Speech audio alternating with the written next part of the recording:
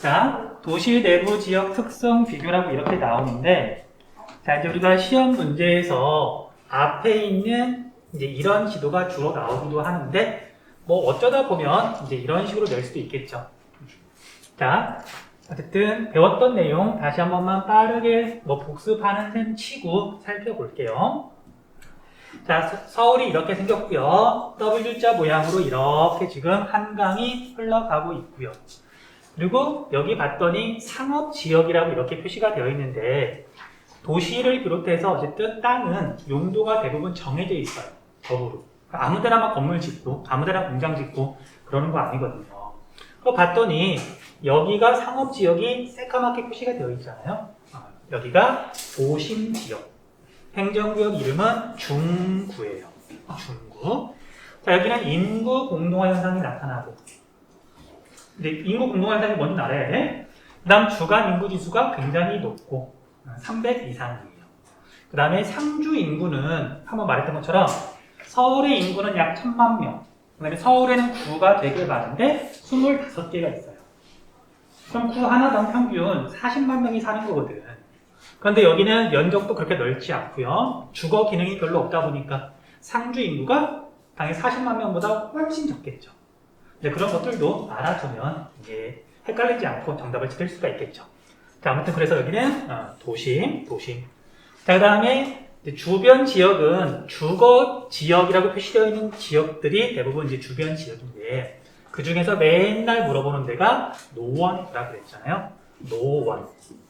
그러니까 노원구를 비롯해가지고 가장자리 지역은 대체로 주간 인구 지수가 100보다 작다.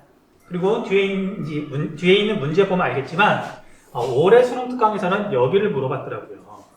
인상 쓰지 마, 너 사는 데잖아. 그리고 관악구나 노원구나 사실 성격 똑같으니까. 그러니까 주변 지역, 주거 기능이 집중해 있는 주간 인구 지수가 100보다 작은 그런 지역이에요. 자, 그 다음에 여기가 전체적으로 강남구인데 나머지 지역은 이제 주거 기능이 많이 있지만 이렇게 따라서 여기 지역에는 상업 지역이 있더라. 강남구는 주간 인구 지수가 100보다 크다 그랬잖아요. 상주 인구도 많지만 주간 인구는 더 많아서 주간 인구 지수가 100보다 더 크다. 150도 넘어가요. 체크해 두시면 돼요. 자, 그 다음에 이제 이건 지난 시간에 한번 이야기했던 것 같은데 그냥 상식에서 여기에 봤더니 상업 지역이 이렇게 선 형태로 나타나잖아요. 그 길거리를 중심으로 이제 상업 지역이 형성되어 있는데 서울 강남을 대표하는 길거리 이름 테헤란로예요. 테헤란로. 우리가 도로마다 이름이 있잖아. 그래서 강남에 있는 대표적인 거리 길거리가 길이 테헤란로다. 이야기했었죠. 1980년대에 이란이랑 우리나라랑 수교를 하면서 도로 이름을 교환했다고. 그러니까 테헤란은 이란의 수도 이름이에요. 넘어가시면 되고요. 그 다음에 여기 D는 성동구라는 곳이에요. 성동구. 글자 그대로 옛날 한양 성곽의 동쪽이라 그래서. 그런데 이제 여기는 역사가 조금 되긴 했는데 이제 여기 제시한 이유는 뭐냐면 도심은 아니고 주변 지역은 아니고 그 중간이어서 상업 기능과 주거 기능이 섞여 있다. 위치도 그 중간이다. 이렇게 예를 들어서 지금 성동구를 제시하고 있긴 하는데 성격이 좀 모호해가지고 안 나온다고 그랬잖아요. 넘어가셔도 돼요. 자, 대신 여기 보니까 준공업지역. 준공업지역, 뭐 서울 안에 완전 공업지역은 별로 없지만 준공업지역 이렇게 봤더니 빗금이 표시가 되어 있죠. 여기가 금천, 가산 디지털 단지. 자, 그래서 여기는 상주 인구가 많은 편일까 적은 편일까? 많진 않겠죠. 공장이니까 여기 사람들이 뭐 아파트나 그런 거 별로 없을 때 상대적으로 없을 거니까. 그쵸? 그 다음에 여기는 주간 인구 지수가 100보다 더 크다. 일자리가 있으니까 그렇게 정리하시면 돼요. 자, 그래서 밑에 있는 설명까지 읽고 이제 대도시권의 형성과 확대 이제 설명할게요. 정리할 시간 줄게요.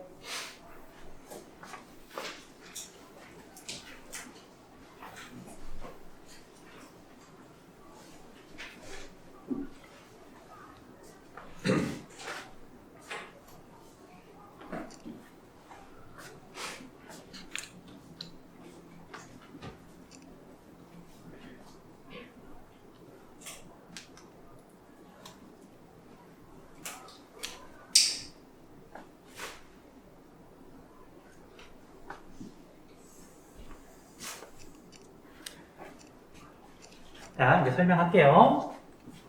자, 이제 우리가 도시화가 일어나는 과정을 뭐 얼핏 이야기를 했는데, 다시 전체적인 스토리 한번 이야기할게요.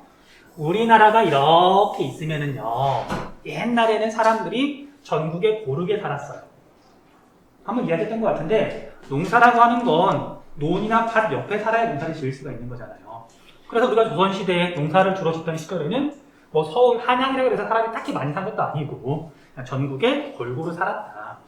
그런데 우리가 산업화가 되면서 공장이라고 하는 건 도시 지역에 들어서니까, 그래서 거기서 돈이 나오고 일자리가 생기다 보니까 사람들이 이제 초기에는 공장이 들어서는 도시로 몰려들어요.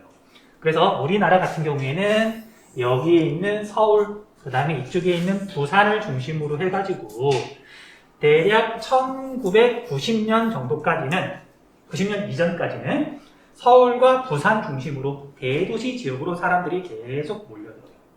됐죠? 그러면서 서울과 부산 같은 도시가 커지면서 도시 구조가 형성이 된 거고, 여기까지 이야기를 한 거예요.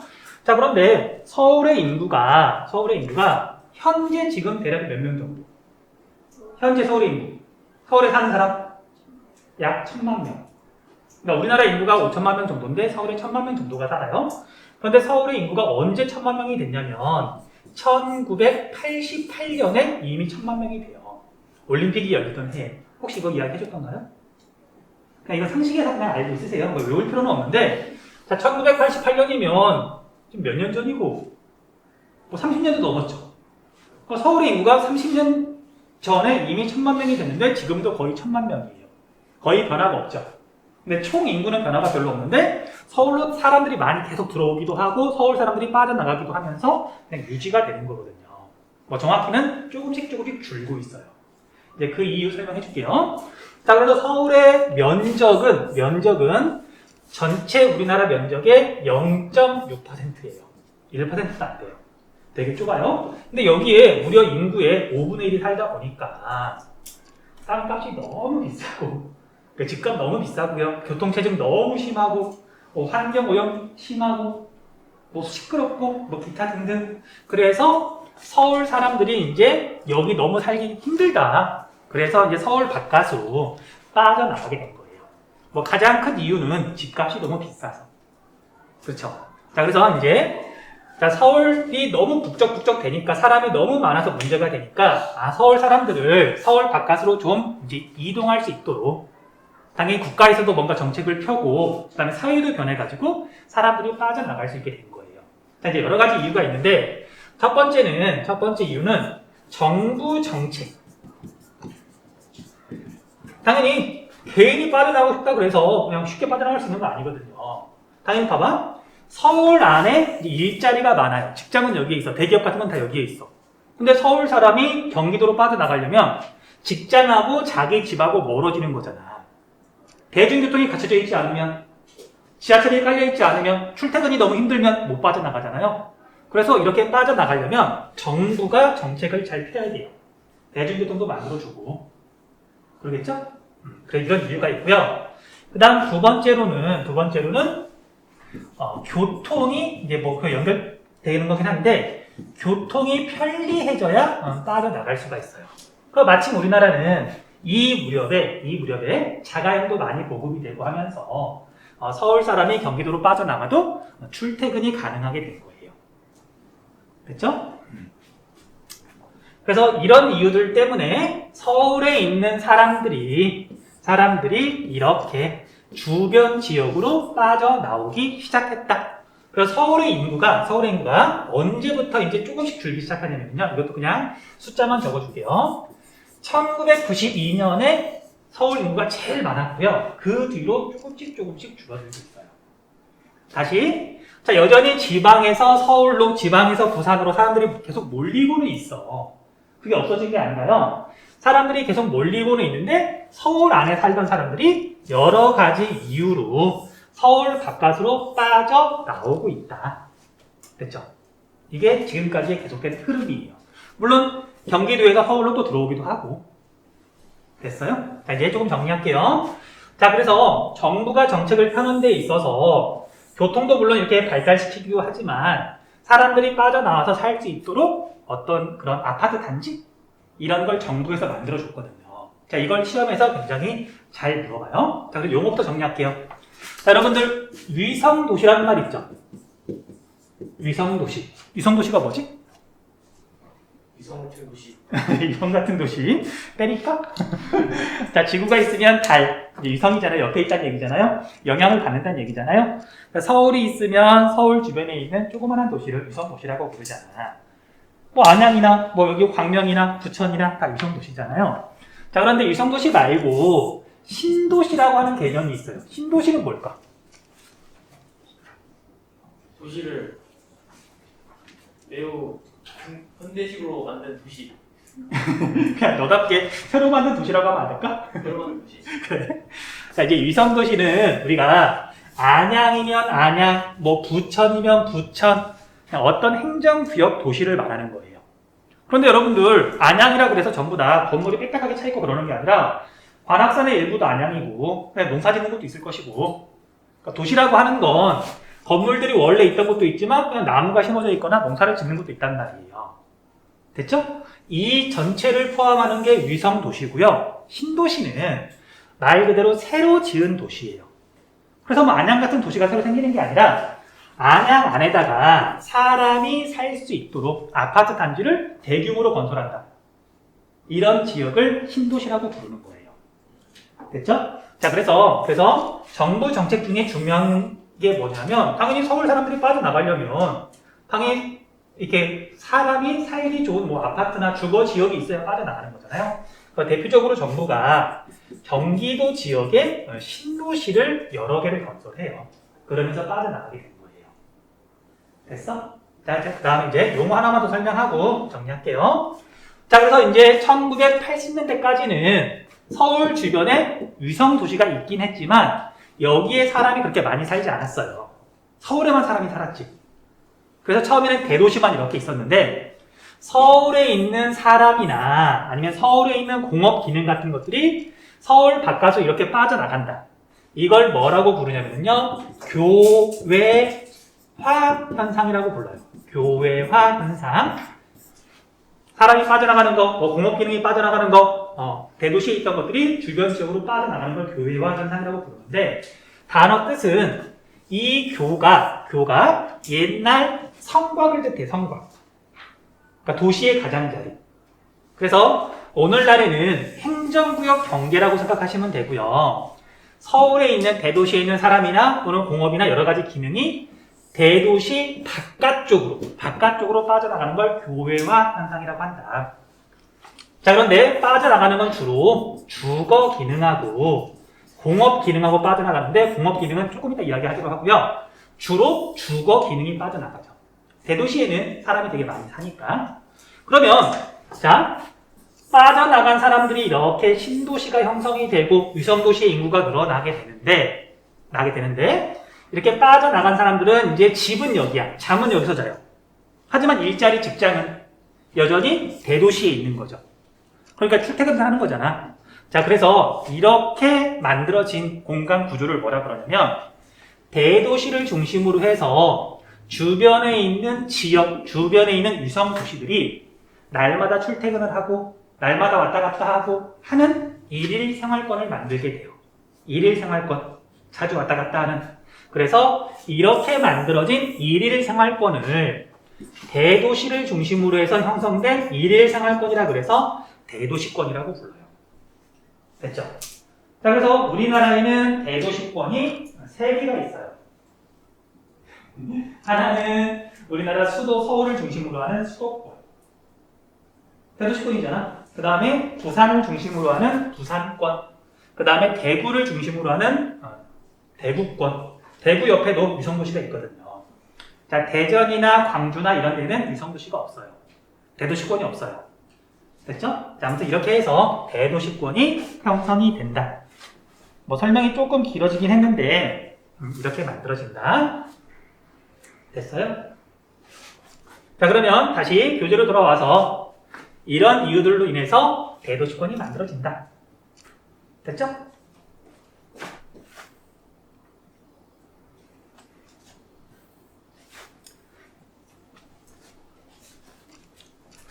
자, 그럼 여기까지 와서 설명하고 한 5분 정도 진행해서 줄게요.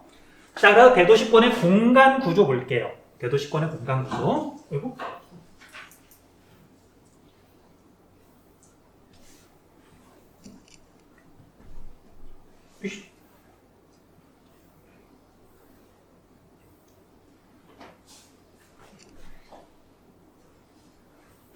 이 그림만 키워놓는 게 낫겠다.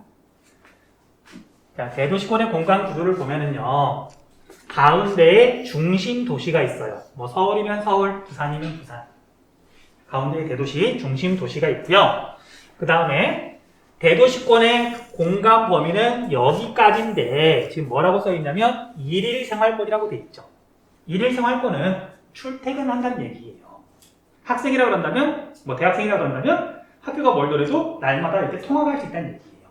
그러니까 보통은 직장인 개념이니까 중심 도시로 출퇴근을 할 수 있는 공간 범위를 대도시권이라고 한다. 그래서 그 바깥쪽은 이제 주말 생활권이라고 부르는데 그 거리가 먼 지역인 거죠. 뭐 서울을 중심으로 한다면 뭐 강원도나 뭐 전라도나 여기는 날마다 출퇴근을 할 수가 없잖아요. 됐죠? 그래서 여기까지가 대도시권의 공간 범위다. 자, 그 다음에 중심도시 바로 바깥쪽으로는 여기에 해당하는 게 교외 지역이라고 하는데, 교외 지역. 자, 교외 지역은 뭐냐면요. 자, 우리가 서울 옆에 안양이나 아니면 여기 광명이나 부천 같은 데 생각하면 돼요. 자, 여러분들 혹시 이게 뭐 버스나 자동차를 타고 인천이나 뭐 부천이나 혹시 가본 적 있어요? 나중에 좀 이따 다음에 위성사진 보여줄게요. 자, 부천을 가다 보면, 광명을 가다 보면 경관이 똑같아요. 건물들 되게 계속 이어져 있고 도대체 어디까지가 서울이고 어디까지가 부천인지 어디서부터 뭐 광명인지 잘 몰라요. 그러니까 서울이 점점 커지고 뭐 이렇게 주변에 있는 도시들도 커지면서 아예 도시가 마치 하나의 도시처럼 연결이 되기도 하거든요. 그리고 겉으로 보기에 뭐 서울이나 주변에 있는 뭐 위성도시나 차이가 아예 없기도 해요. 그래서 행정구역은 나뉘지만 겉으로 보기에는 완전히 도시로 바뀌어버린 지역. 그런 지역을 교외 지역이라고 불러요. 그냥 겉으로 보기에도 사람 사는 모습도 중심 도시와 똑같은 그런 지역을 교외 지역이라고 한다. 됐어요? 그 다음 중심 도시에서 거리가 더 멀어지면 교외 지역 더 바깥쪽으로는 대도시 영향권이라고 부르는데, 자, 여기는 겉으로 보이는 풍경의 모습은 이제 촌날이 가까워요. 논도 나타나고 밭도 나타나고 뭐 높은 건물들은 거의 없고, 그런데 중심 도시랑 그렇게 멀지 않아서 농사 짓는 사람들도 물론 있지만 대도시로 출퇴근하는 게 그렇게 어렵지 않은 지역. 그래서 사람이 살아가는 모습은 이제 도시의 영향을 되게 강하게 받는 지역. 이런 데를 대도시 영향권이라고 불러요. 그런데 거리가 더 멀어지면 서울로 출퇴근을 할 수 있긴 있는데 가는데 2시간, 오는데 2시간 할 수는 있는데 너무 힘들어서 풍경도 촌락이지만 사람이 사는 모습도 시골이. 근데 굳이 출퇴근을 하려면 할 수 있는 그런 지역을 배후 농촌 지역이라고 불러요. 됐어요? 자, 그래서 뭐 별 내용은 아니니까 자, 설명은 다 했고요. 여기까지 읽고 뭐 정리할 거 있으면 정리하세요. 5분쯤 있다가 뒤에 있는 페이지 정리할게요.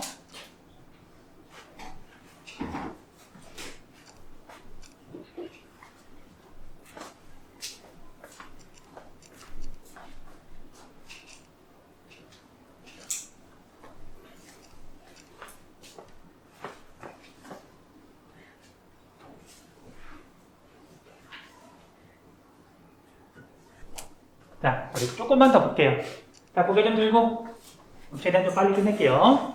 자, 대도시권의 확대. 자, 대도시권이 만들어지고 나면 당연히 뭐 그대로 있는 게 아니라 변화가 생기죠. 그래서 대도시권이 점점 넓어지는 추세다. 뭐 당연한 얘기지만 교통이 발달하면 발달할수록 사람들이 더 멀리까지 나갈 수가 있는 거죠. 뭐 당연한 얘기예요. 그 다음에 우리나라 대도시권 확대의 특징이라고 나오는데, 자, 이 부분은 정리를 좀 할게요. 써주면서 이야기 좀 할게요.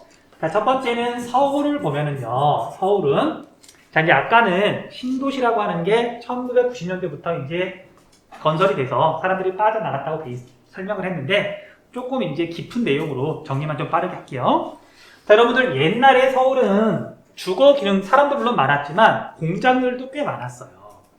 지금은 당연히 많이 빠져나가서 서울에 공장이 없는 거고.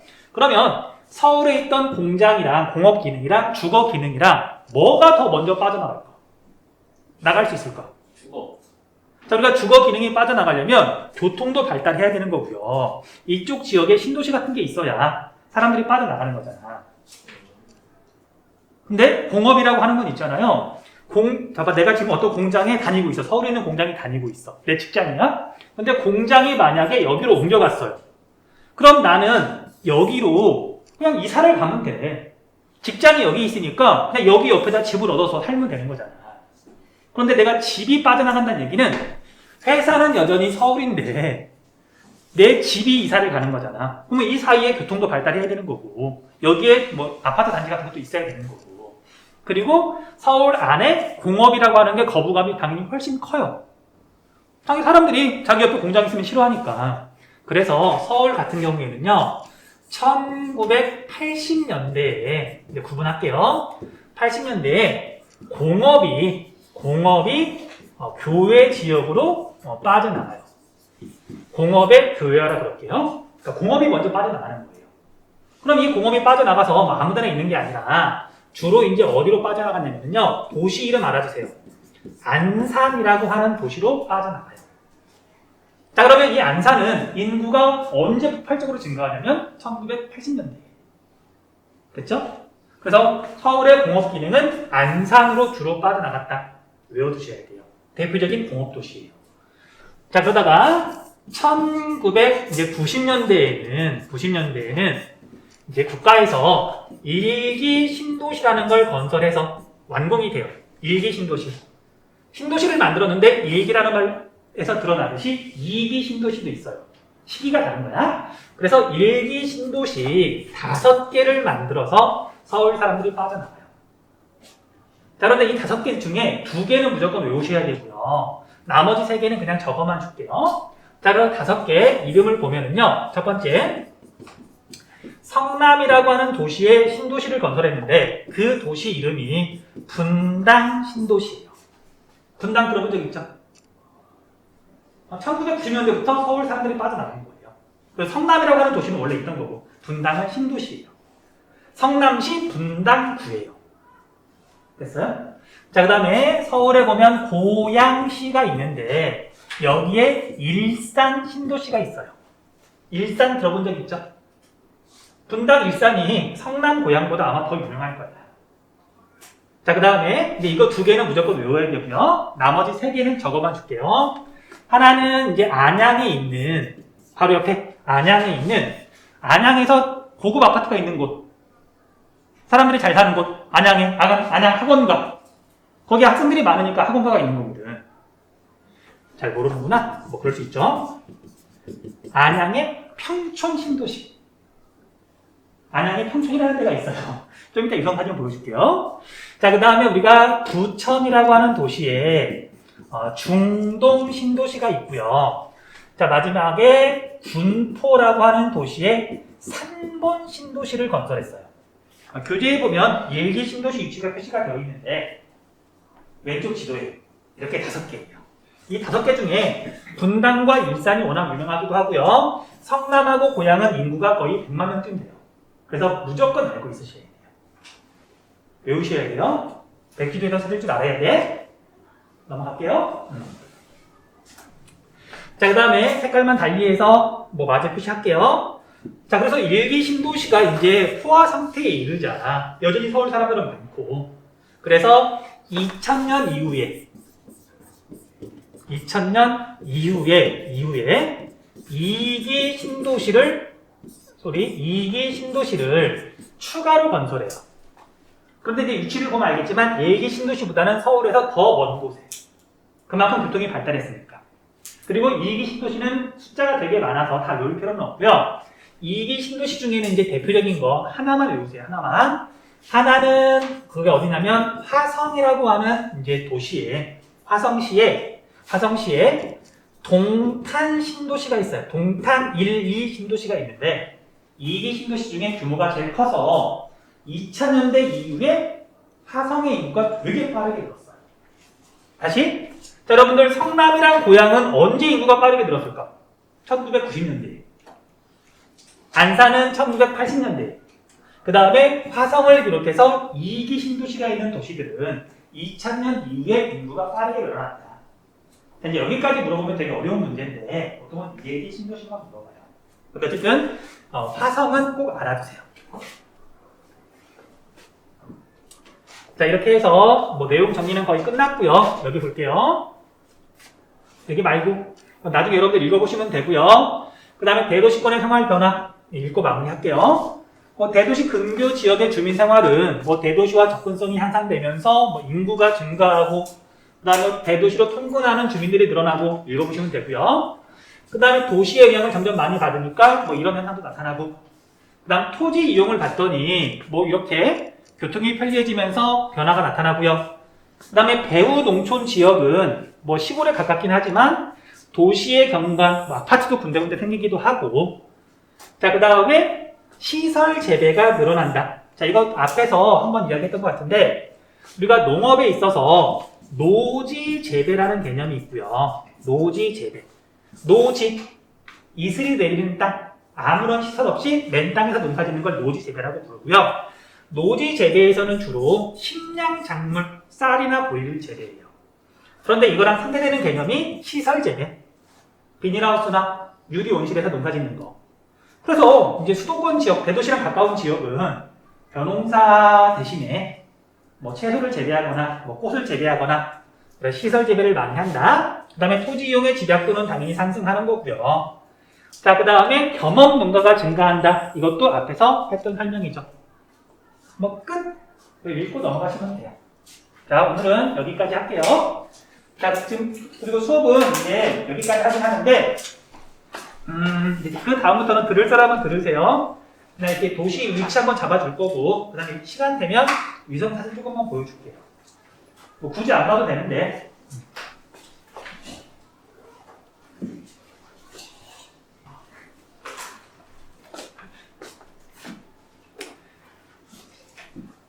자, 얘들아, 이거 지금 설명하는 거 우리 문제 해설 부분에 다 있는 거거든요. 그냥 한 번만 더 이야기할게. 문제 해설 보세요. 나중에 공부할 때. 자, 우리 서울이 여기에 있고요. 자, 서울은 주간 인구 지수가 100보다 더 크다. 일자리가 더 많으니까. 그럼 서울을 제외한 경기도 전체는 주간 인구 지수가 100보다 작다. 상대적으로. 그런데 이제 거리라는 게 되게 중요해서요. 1번 도시는 이름은 그렇게 중요하지 않은데 서울 바로 옆이잖아요. 서울의 영향을 되게 많이 받아요. 서울로 얼마든지 출퇴근을 할 수가 있어요. 그래서 여기 같은 경우에는 주간 인구 지수가 100보다 많이 작아요. 한 80? 그 정도까지도 되거든요. 자, 그런데 여기는 양평이라고 하는 곳인데, 자, 여기는 쉽게 말하면 교외 지역이고요. 여기는 양평인데 배후 농촌 지역이에요. 자, 서울에서 멀리 떨어져 있고 여기는 강원도거든요. 그래서 출퇴근을 할 수는 있어. 근데 너무 머니까 여기는 서울의 영향을 거의 안 받는 거예요. 자, 여기는 주간 인구 지수가 어떻게 되냐면 거의 100이에요. 그러니까 그 지역에서 농사 짓지 도시로 출퇴근하는 게 아니니까. 자, 그래서 서울에서 멀어지면 멀어질수록 서울의 영향을 덜 받고요. 그 다음에 여기가 화성이라는 곳이에요. 화성. 자, 화성은 아까 말했던 것처럼 2기 신도시가 있기도 하고요. 그 다음에 이 화성은 우리가 공업 시간에 다시 한번 이야기하겠지만 경기도에서 공업이 제일 발달한 곳이에요. 자동차 완제품 공장이 있고요. 그 다음 삼성 반도체가 여기에 있어서 지역 내 일자리가 많아요. 자, 서울에서 멀리 떨어져 있기 때문에 서울로 출퇴근하는 거 힘들어. 됐죠? 이것만 따지면 이제 주간 인구 지수가 100쯤 돼야 될 텐데 여기에 일자리가 많으니까 주변에 사는 사람들이 이제 화성으로 출퇴근하는 거예요. 자, 그래서 여기 화성은 주간 인구 지수가 100보다 더 크다. 됐죠? 이렇게 하시면 되고요. 자, 그 다음에 여기에서 여기가 성남이에요. 분당이 있는 성남. 그 다음에 그 반대편이 여기가 고양이에요. 일산이 있는 고양. 외워두시고요. 그 다음에 여기가 안양인데, 그리고 여기가 부천인데, 그리고 여기 밑에가 군포인데, 지금 여기 표시한 건 그냥 1기 신도시가 있는 곳. 그 다음에 여기 화성은 2기 신도시가 있는 곳. 체크해 두시면 되고요. 얘는 따로 좀 정리할게요. 얘는 나중에 공부할 때 보시면 돼요. 수원, 경기도청이 있는 곳. 그 다음에 여기 수원이랑 붙어 있는데 꽤 큰 행정구역. 여기가 용인. 용인. 자, 그래서 지금 여기 글씨를 써놓은 수원, 용인, 성남, 고양이 수도권에서 인구가 100만 명쯤 되는 도시들이에요. 그러니까 나중에 물어봐. 인구가 100만 명이면 당연히 대도시잖아. 광역시가 아닌 거래요. 그래서 수도권에 있는 도시들 중에 화성 중요하고요. 인구가 100만 명 넘어가는 도시 중요하고요. 일기 신도시가 있는 성남, 고양 중요하고요. 나중에 다시 한번 더 복습해볼게요. 자, 오늘은 여기까지 할게요. 네, 고생했어요. 얼른 주무셔. 질문.